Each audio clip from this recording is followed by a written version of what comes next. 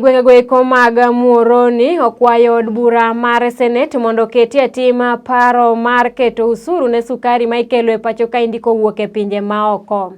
Jopurgo eko kotelnegi kod migosi Charles Atiang' ochwalo kwayo makamano ero ne migosi James Orengo kaachiel kod galamoro motelo ne weche pur e od bura mar Senate mondo gilos chika machuno mondo ket usuru ewi sukari mawuok e pinje maoko.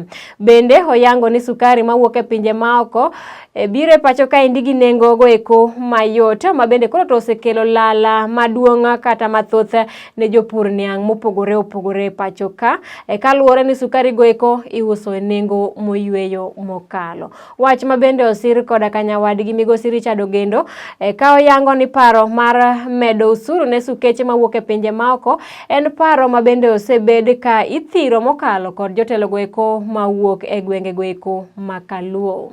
Sea mabor kod gimiluongo ni sugar bill. Ne wabedo kaka jopur mwaketo pachwa e iye. Nochopo point makoro ne otere e parliament. Parliamentarians osekonyowa mokadho the bill. Kendo otere e Senate. Senate osekawo kode muda. Kendo mogik nyoche galamoro ma Senate nyocho kadhe.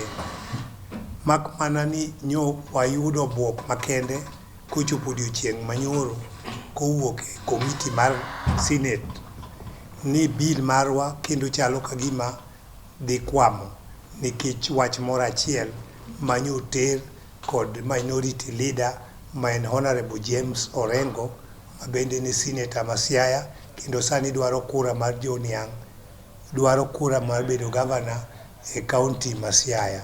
Kendo e county ma Siaya no Sugar Directorate sani nosegolo license mar kambi madhigero factory kama ni Dominion noae. Omiyo wayudo buok makende kaka jopur niang' momiyo wawuok oko mondo wawuog e duol achiel ni wakwayo Honorable James Orengo gi kamati mar Agriculture Committee ni kuom juma achiel modong' gidhi mondo gidhi giwinjre mondo wach manyogi yware mar goyo osuru sukari ma oko. Sukari ma oko en sukari manyaka go osuru mondo mi kambewa mag mane Kenya ka mondo yud kaka nyalo uso sukari. Makoro dhi e Senate.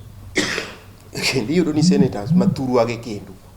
Sana senator ma Siaya ma bende duro kabisa en Mheshimiwa James Bob Orengo madwa bedo gavana mar Siaya.